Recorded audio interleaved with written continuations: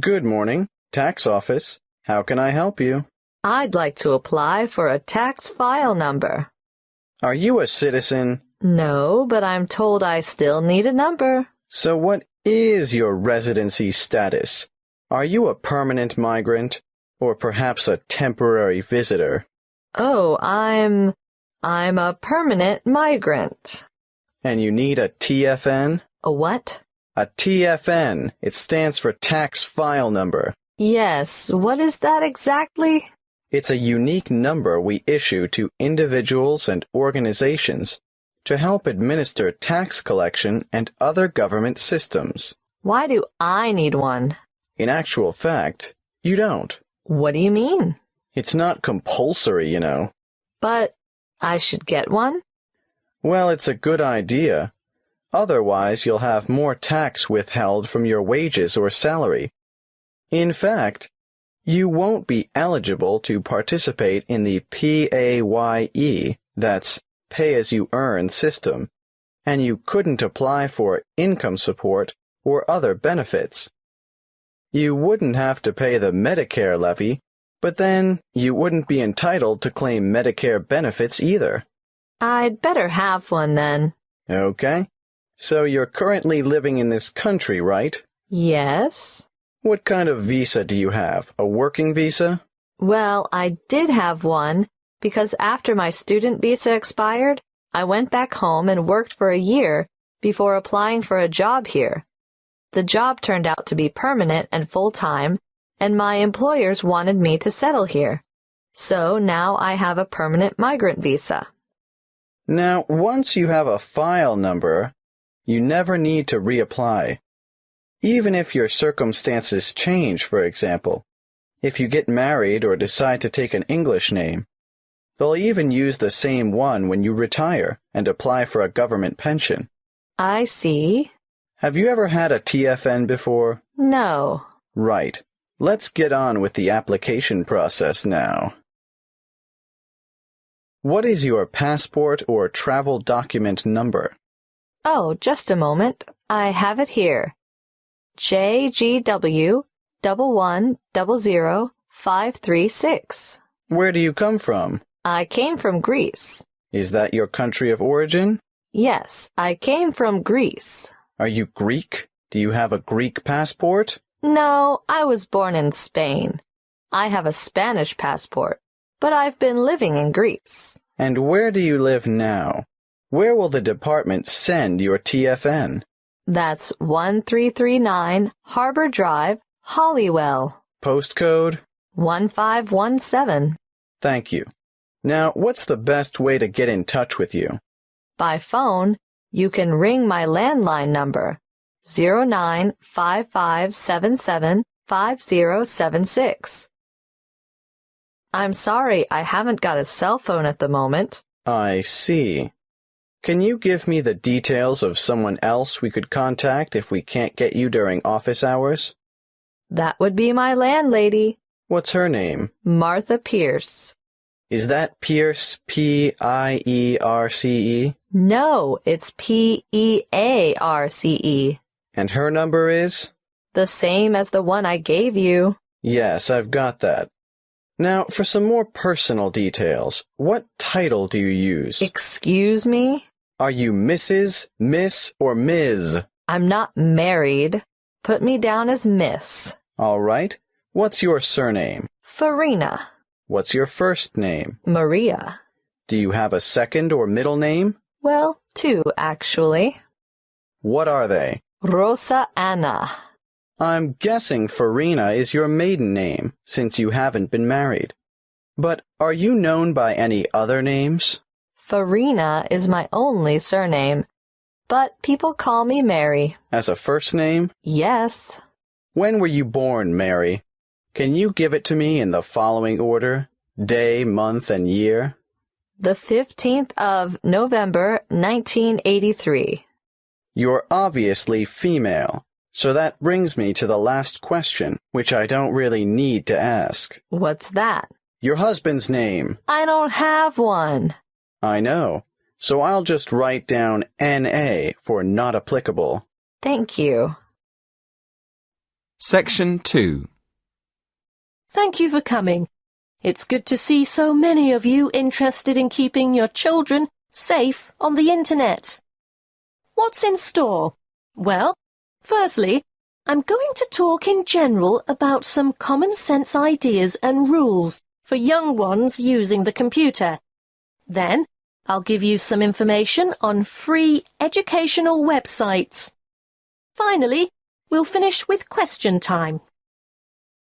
I'm sure most of you think that the internet can be a frightening place in which to let your children roam loose. But let me remind you that it can also be a fountain of knowledge and education. The trick is to avoid the former and utilize the latter. There are programs available both in your local electronics supply shop and free to download that will keep your child safe to a certain degree on the World Wide Web. A popular one is Online Family Norris, which bars things like military and social websites. I wouldn't advise you to rely solely on a program to protect your family, though. As good as it is, you cannot abdicate your responsibility as a parent. I'm sure you all know that, or you wouldn't be here. When all is said and done, the best way to keep children safe is to educate them and keep an eye on them. For this reason, you should make sure the computer which your child uses is kept in a communal space, where you can look over their shoulder from time to time. It is paramount that you teach them never to divulge their proper or full name, and to never provide personal information, such as where they live or what their phone number is. Tell them that online friends must remain just that, online, unless they are supervised. It is difficult, I know, to teach children about the dangers of the world when they are so naive, so trusting and innocent. But without going into great detail, you must alert them to the possibility that the people they are chatting with may not be who they say they are. It's also sensible not to give them their own email address until they are old enough to use the internet safely. So, all communication from websites will go through you. When they are old enough to use social sites like Facebook and MySpace, teenagers need to know that whatever postings they put on the web will remain accessible forever. Nothing is ever really deleted there. And embarrassing pictures or remarks may come back to haunt them one day. For instance, when they apply for a job, they could jeopardize their chances, as the employer or human resources staff will look on the web to find out more about their potential employee, and they may be shocked by what they find there, not the sort of stuff an applicant would want on his or her CV. It can also make them more vulnerable to bullying. Unfortunately, bullying on social sites is another thing to look out for, and I have to tell you, it's on the increase. It's a very difficult issue to deal with, but something that is more easily detected if the computer is kept in a family space. If we can put these negative issues aside, let's not forget that the internet is also a wonderful place for children of all ages. Teenagers may be mostly networking on social sites, or completing research that they've been asked to do as part of their homework assignments. But younger children can get assistance with mathematics, spelling, and reading on a variety of free and paid-for sites. A good way for children to learn and have fun at the same time is the website mathtutor.com. They can practice mathematics on this site, no matter what their level, while they compete against other children from all over the world.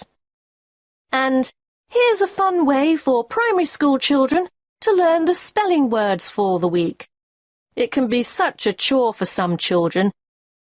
They just type them in and play games to learn them. What's that? The website?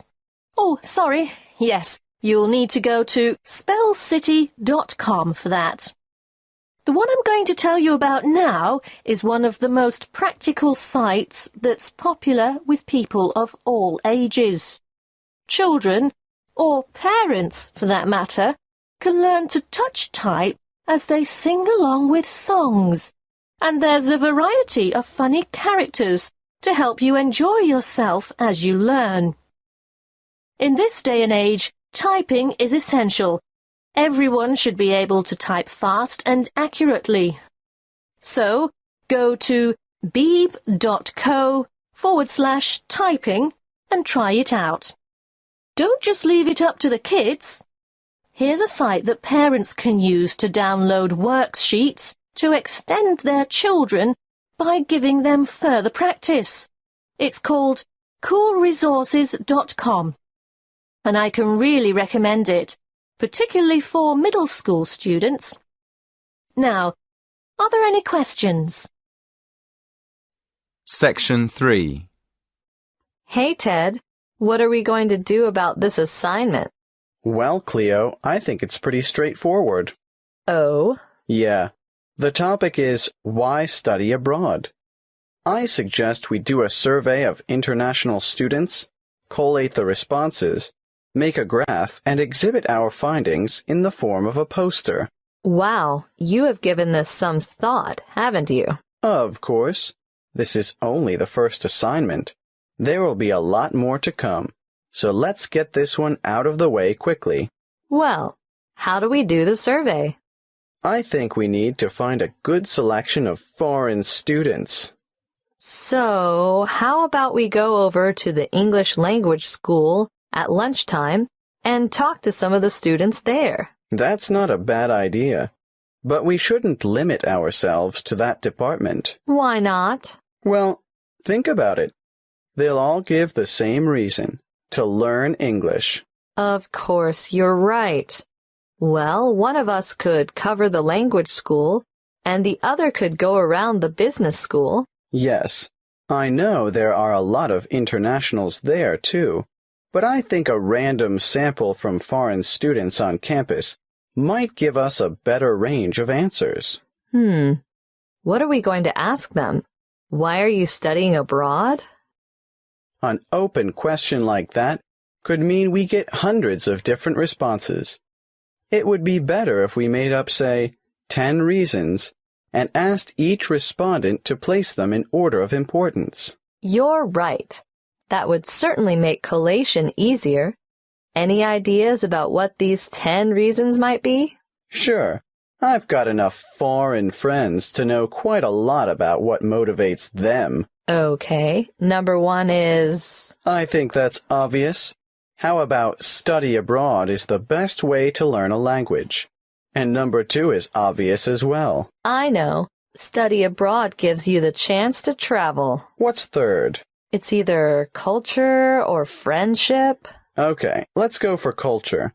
Study abroad gives you first-hand experience of a different culture. Not just that, but it gives you new experiences as well. Not all of them are good, but it's meeting those challenges and adapting to new situations and solving problems and so on. Let's make that a separate reason. How about study abroad, will compel you to develop new skills? Sounds good. Then study abroad promotes international friendship. What are we up to now? Wait, that was number 5. Do you think learning about yourself is the same as developing new skills? No, I think it's quite different. Probably more closely related to culture. You really mean embracing new concepts and perceptions, don't you? Yes, and reconsidering one's own beliefs and values, or at least seeing them through new eyes. We could make the next one and call it something like, Study abroad provides the opportunity to learn about yourself. We ought to throw in a few about study and work, because I'm sure that rates highly with many foreign students. Of course. Study abroad gives you the opportunity to expand your academic, Academic what? Let's simplify it. Make it the opportunity to study different subjects. Yes, good. It can also enhance the value of your degree. How's that? Well, I think you can take courses you would never have had the opportunity to take on your home campus, and employers will know also that your language skills have been given quite a boost. Isn't that the same as number 7? No, I think it's a separate issue. All right, keep it. Now, I think this next one is more important. Shall I change the order? No need. The students are going to rank them according to their views. So what is it? Study abroad enhances employment opportunities. Ugh, why didn't I think of that? Anyway, there's one even more obvious than that. Let me guess. Study abroad broadens your mind? Exactly. Okay. Now we have 10. Let's print off 100 questionnaires and go and do the survey. Did you hear about the National Geographic Survey of American students between the ages of 18 and 24? Yes. It sounds as if they could benefit from study abroad. Did you know that only 1% of U.S. students currently study abroad? Anyway, back to that National Geographic Survey. It was carried out internationally, and it was Sweden that came out on top. It's really amazing, isn't it? When given a map of the world, only 13% of American students were able to find Iraq, and the same for Iran. I know, and not surprisingly, I suppose, Afghanistan didn't fare much better. 83% couldn't locate it on the map. There must be something about that region. 76% couldn't identify Saudi Arabia either. But Asia didn't come off much better. Over half the students couldn't find Japan on the map. But do you know what's really incredible? Yes, I do. 11% of them couldn't even find their own country. It's no wonder the USA scored near the bottom, only 2 points above Mexico, which was ranked last. Section 4.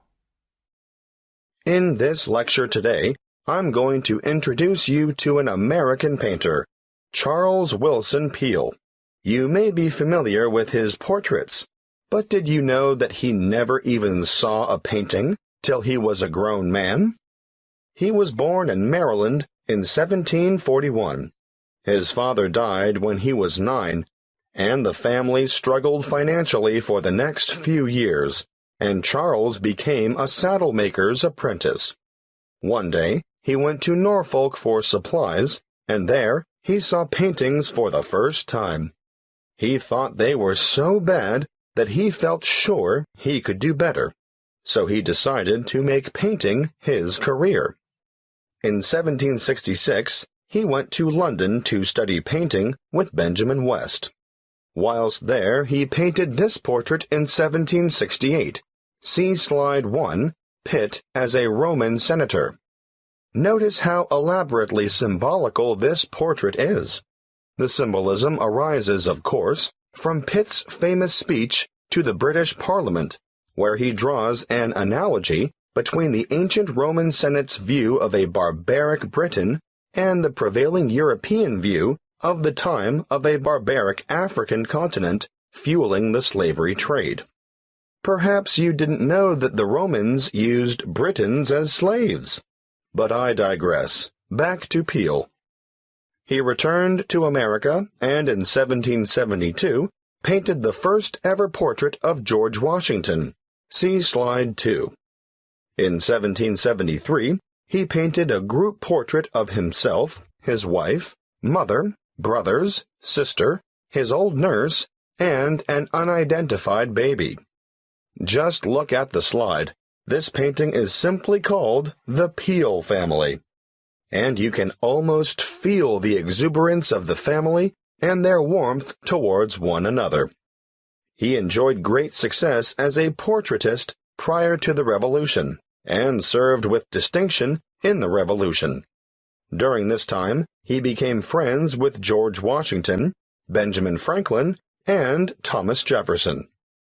After the war, he continued to paint, and, when his wife died in the 1790s, as a result of her 11th pregnancy, he remarried. He had 17 children in all, naming the sons after famous painters or scientists. Although perhaps best known for his portraits of famous people, Peale liked novelty. Look at this slide of his two sons, Raphael and Titian, life-size, climbing a narrow stairway. This painting, The Staircase Group, 1795, was exhibited in a doorway as a trompe-l'oeil, and it is said that it did, in fact, fool the eye of George Washington. Even as far back as 1772, we can see his desire for difference in Rachel weeping. It's a rather macabre portrait of his first wife crying over the death of one of their children, their daughter Margaret. I'd like to show you one more slide to demonstrate his innovative approach. This is a portrait of his brother, James, sitting at his desk at night, with only his face illuminated by a lamp. This was painted much later than the others, in 1822. You know, Peale believed anyone could learn to paint, and he taught painting to his brothers, sisters, sons, daughters, nephews, nieces, and other relatives. 4 of his sons, Titian, Rubens, Rembrandt, and Raphael, became painters, as did his brother James. Before I finish, I'd like to tell you a bit more about Peale. He was active in politics for several years, and throughout his life, he maintained a lively interest in many branches of science. He was also an inventor who gained patents for a fireplace, porcelain false teeth, and a new kind of wooden bridge. He collaborated with Thomas Jefferson on what was known as the polygraph, a kind of portable writing desk. But it wasn't any ordinary desk. This one could make several copies of a manuscript at once. He also wrote papers on a wide variety of subjects, from hygiene to engineering. Oh, and he also tried his hand at inventing a fairly primitive but innovative motion picture technique, new types of eyeglasses, and a velocipede, which is a precursor to the bicycle. Now, some of the original velocipedes had pedals and some didn't. You sort of scooted along on them using your feet. Unfortunately, I can't remember which type it was that Peale worked on. He's also remembered for his work as a naturalist. He established the first scientific museum in America, and he even invented his own system of taxidermy.